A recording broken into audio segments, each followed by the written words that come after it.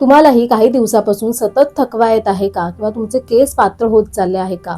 आणि वजन ते तर वाढतच चाललेलं आहे. खाणं पिणं अगदी सगळं सेम आहे, पण तरी देखील वजन मात्र वाढत चाललेलं आहे. हे सगळं होतंय तरी काय? तर ही सगळी लक्षणं आहेत हार्मोनल इम्बॅलन्स. बहुतेक स्त्रिया याकडे अगदी दुर्लक्ष करतात. आपलं वय वाढत चाललेलं आहे, त्यामुळे आपल्याला थकवा तर येणारच, आपलं वजन तर वाढणारच, अशी अनेकांची समजूत असते. परंतु शरीर आपल्याला सिग्नल देत असतं. आजच्या व्हिडिओमध्ये आपण बघणार आहोत हार्मोनल इम्बॅलन्सचे अर्ली सायन्स, म्हणजेच हार्मोनल इम्बॅलन्सची सुरुवातीची काही लक्षणं जी प्रत्येक स्त्रीलाही नक्की माहिती पाहिजेत. कारण ती जर आपल्याला कळली तर आपल्या शरीरामध्ये होणारे जे बदल आहेत ते आपल्याला लगेच कळतात आणि त्यानुसार आपल्याला पुढचे उपचार आहेत किंवा त्यानुसार आपल्याला काय करायचं आहे ते आपल्याला कळतं. मी डॉक्टर स्वप्ना तुमचं सगळ्यांचं स्वागत करते आपल्या YouTube channel healthy living with doctor स्वप्नामध्ये. आपल्या शरीरामध्ये अनेक हार्मोन हे काम करत असतात. इस्ट्रोजन आहे, प्रोजेस्टेरॉन आहे, इन्सुलिन आहे, थायरॉइड आहे, असे अनेक हार्मोन हे आपल्या शरीरामध्ये आहेत आणि या प्रत्येकाचं स्वतःचं असं एक वेगळं स्पेसिफिक काम आहे. पण असं जरी असलं तरी हे हार्मोन्स एकमेकांना जोडले गेलेले आहेत आणि त्यामुळे जेव्हा एक हार्मोन बिघडतं तेव्हा त्याचा परिणाम हा बाकीच्या हार्मोन्सवर देखील होतो आणि त्याची लक्षणं ही शरीरामध्ये दिसायला लागतात. आता तर 25 ते 30 वयोगटामध्ये देखील हार्मोनल इम्बॅलन्स हा दिसायला लागलेला आहे, त्याची लक्षणं दिसायला लागलेली आहेत आणि म्हणूनच प्रत्येक स्त्रीला ही हार्मोनल इम्बॅलन्सची लक्षणं नक्की काय आहेत ती ओळखता यायला पाहिजेत, जेणेकरून तुम्ही त्याच्यावर लवकरात लवकर उपचार करू शकता आणि ती माहिती असणं ही आता काळाची गरज बनली आहे. तर बघूयात ही हार्मोनल इम्बॅलन्सचे अर्ली सायन्स म्हणजे सुरुवातीची लक्षणं नक्की कोणती आहेत. रात्री झोपून देखील सकाळी फ्रेश वाटत नाही, सतत थकवा आल्यासारखा वाटत राहतो. यामध्ये तुमचं थायरॉइड आणि इन्सुलिन हार्मोन आहे त्याचा इम्बॅलन्स असण्याची शक्यता ही जास्त आहे. थायरॉइड हार्मोन आहे ते ऊर्जा निर्मितीसाठी, एनर्जी प्रोडक्शनसाठी खूप महत्त्वाचं आहे आणि म्हणूनच जेव्हा थायरॉइड हार्मोनचा इम्बॅलन्स तयार होतो त्यावेळेला प्रत्येक पेशीपर्यंत ही ऊर्जा पोहोचत नाही आणि परिणामी सतत थकवा आल्यासारखा वाटत राहतो. इन्सुलिन आहे ते प्रत्येक पेशीपर्यंत ग्लुकोज घेऊन जाण्याचं काम करतं. परिणामी जेव्हा इन्सुलिनचा इम्बॅलन्स तयार होतो त्यावेळेला प्रत्येक पेशीपर्यंत हे ग्लुकोज पोचत नाही आणि परिणामी काहीही न करता देखील तुम्हाला सतत थकवा आल्यासारखा वाटत राहतो. वयाप्रमाणे मला थकवा येत आहे किंवा काहीतरी कारणामुळे मला थकवा येत असेल असं दुर्लक्ष न करता त्याकडे वेळीच लक्ष द्या. तुम्हाला 2 ते 3 महिन्यापासून सतत जर थकवा येत असेल तर त्याच्याकडे दुर्लक्ष न करता सतत चहा कॉफी पिऊन तो थकवा न घालवता वेळीच त्याच्याकडे लक्ष द्या आणि शरीराचा हा सिग्नल आहे तो ओळखा. तुमचं रुटीन हे नेहमी सारखंच आहे, तुमचं खाणं पिणं देखील सेम आहे, पण तरी देखील तुमचं वजन मात्र वाढत चाललेलं आहे आणि ते कमी होताना तुम्हाला दिसत नाहीये, तर अशा वेळेला वेळीच लक्ष देणं हे गरजेचं आहे. अशा वेळेला तुम्हाला इन्सुलिन रेझिस्टन्स हा असू शकतो. इन्सुलिन रेझिस्टन्स म्हणजे सोप्या भाषेमध्ये काय, तर तुमचं इन्सुलिन आहे ते व्यवस्थित काम करत नाहीये, त्यामुळे ग्लुकोज आहे ती पेशींपर्यंत न जाता रक्तामध्येच राहते आणि हळूहळू ही जास्तीची जी साखर आहे, ग्लुकोज आहे, ती चरबीमध्ये रूपांतरित व्हायला लागते आणि ही चरबी आहे ती विशेषतः शरीराच्या मधल्या भागी म्हणजे तुमचं पोट आहे, मांड्या आहे, त्या ठिकाणी जास्त करून साठायला लागते. किंवा तुमचं थायरॉइड हार्मोन जर व्यवस्थित काम करत नसेल तरी देखील तुमचं वजन पटकन कमी होत नाही, कारण थायरॉइड हार्मोन आहे ते आपली चयापचय क्रिया म्हणजेच आपलं मेटाबॉलिझम आहे ते नियंत्रित करतं. तुमचं चयापचय क्रिया जेव्हा व्यवस्थित नसते तेव्हा वजन पटकन कमी होताना दिसत नाही. म्हणूनच मी डाएट करेन, जिम करेन आणि वजन कमी करेन, पण हे करून देखील जर तुमचं वजन कमी होत नसेल तर अशा वेळेला त्याचं जे मूळ कारण आहे ते शोधणं हे गरजेचं राहतं. पर्यंत आपण 2 सिग्नल्स बघितले. ही जी 2 लक्षणं मी जी सांगितली कदाचित तुम्हालाही वाटत असेल की अरे हे मला पण होत आहे, पण पुढची जी लक्षणं आहेत ते अनेकांना हे हार्मोनल इम्बॅलन्समुळे होणारी लक्षणं आहेत ते लक्षात देखील येत नाही आणि ते अनेक स्त्रियांमध्ये असतात. कधी कधी आपल्याला एकदमच उदास वाटतं, तर कधी कधी आपली अगदीच क्षुल्लक कारणावरून आपली खूप जास्त चिडचिड होते, तर कधी कधी आपल्याला काहीही करावंसं वाटत नाही. तर हे जी मूड स्विंग्स आहेत किंवा हे सारखे जे होणारे जे बदल आहेत ते तुमच्या हार्मोन्सशी संबंधित हे असू शकतात. इस्ट्रोजन आणि प्रोजेस्टेरॉन या हार्मोन्सचा याच्याशी संबंध हा असू शकतो. इस्ट्रोजन हे सेरोटोनिन हार्मोनशी संबंधित आहे. म्हणजेच काय, तर इस्ट्रोजन जेव्हा शरीरामध्ये वर खाली होतं त्यावेळेला त्याचा परिणाम हा सेरोटोनिन हार्मोनवर देखील होतो. हे सेरोटोनिन काय आहे, तर एक फील गुड हार्मोन आहे, म्हणजे आपल्या शरीरामध्ये चांगल्या भावना तयार करण्यासाठी ते गरजेचं आहे. परिणामी जेव्हा सेरोटोनिन वर खाली होतं त्यावेळेला आपले मूड स्विंग्स होत राहतात, म्हणजे कधी आपल्याला खूप छान वाटतं तर कधी आपल्याला उदास वाटायला लागतं.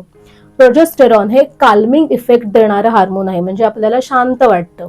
म्हणून ज्या वेळेला तुमचं प्रोजेस्टेरॉन आहे ते कमी जास्त होतं त्यावेळेला तुम्हाला एन्झायटी वाटणं, तुमची चिडचिड होणं ही लक्षणं तुम्हाला असू शकतात.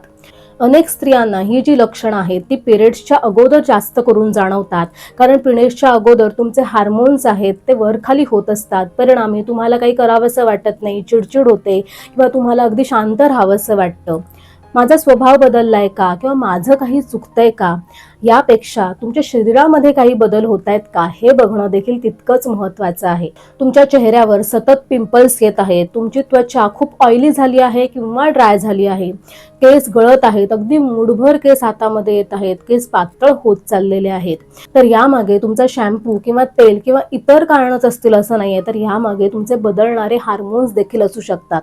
याला कारणीभूत अनेकदा हा अँड्रोजन हार्मोन हे असतं. हे एक मेल हार्मोन आहे आणि हे स्त्रियांमध्ये देखील आढळतं. जेव्हा स्त्रियांमध्ये याचा इम्बॅलन्स होतो, याचं प्रमाण हे वाढायला लागतं, त्यावेळेला त्वचा आहे ती ऑइली व्हायला लागते, पिंपल्स जास्त यायला लागतात, केस गळायला लागतात आणि अनेकदा चेहऱ्यावर चांचप येण्याचं प्रमाण हे वाढायला लागतं.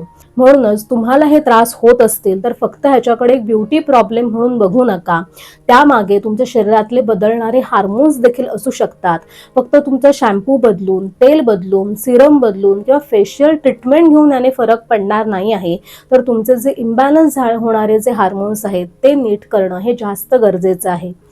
पुढचे जे लक्षण आहेत ती ऐकून तुम्हाला वाटेल अरे मलाही असंच होत आहे, पण ते जाणून घेण्याआधी तुम्हाला जर व्हिडिओ आवडला असेल तर त्याला लाईक करा आणि सबस्क्राईब करायला नक्की विसरू नका.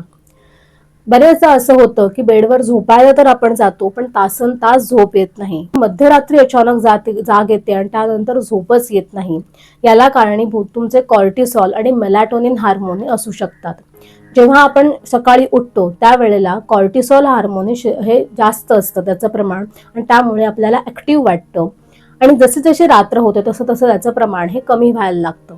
या उलट मेलॅटोनिन हार्मोन आहे ते अंधार पडल्यानंतर म्हणजे रात्रीच्या वेळेला वाढायला लागतं आणि आपल्याला शांत झोप येते.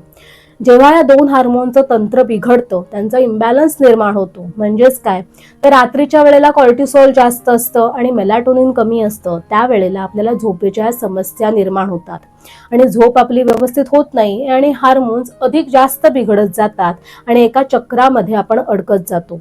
म्हणूनच तुम्हाला झोपेची तक्रार असेल तर वेळानुसार झोप कमी झाली आहे की नक्की तुमचे हार्मोन्सचे काही प्रॉब्लेम आहे ते बघणं, त्याकडे लक्ष देणं हे गरजेचं आहे. खरं तर पाळीचं चक्र हे पूर्णपणे हार्मोन्सशी निगडित आहे, त्याच्यावर अवलंबून आहे आणि हे माहिती असून देखील अनेक स्त्रिया त्याच्याकडे दुर्लक्ष करतात.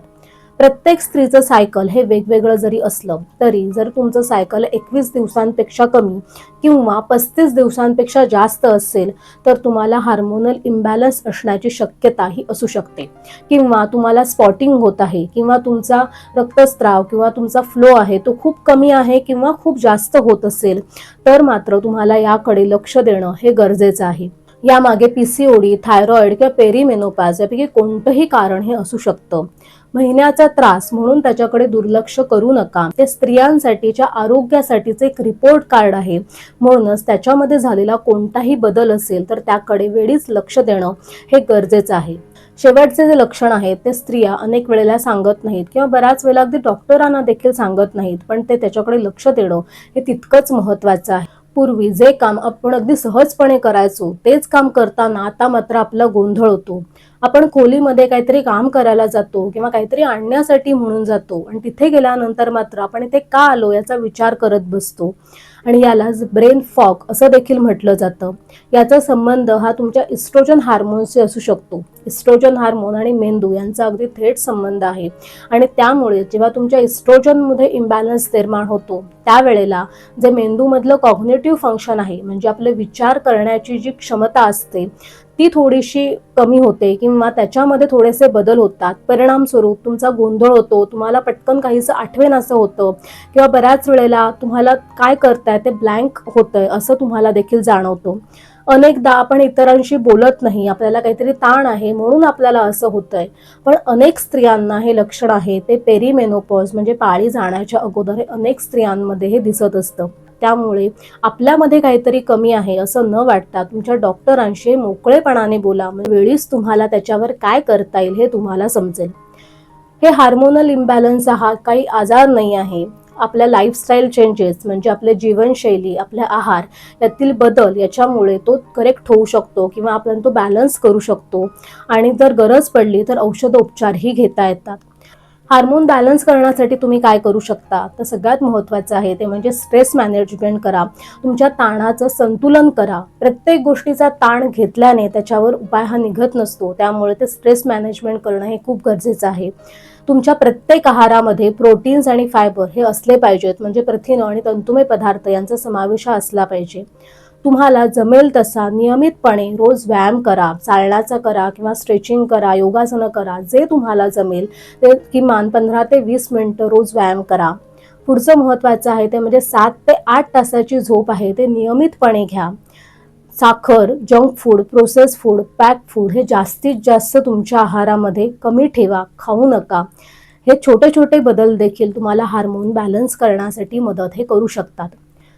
तुम्हाला यापैकी कोणती लक्षणं होती का किंवा ह्याचा संबंध हार्मोन्सशी आहे हे तुम्हाला माहिती होतं का, हे मला कमेंट बॉक्समध्ये नक्की सांगा.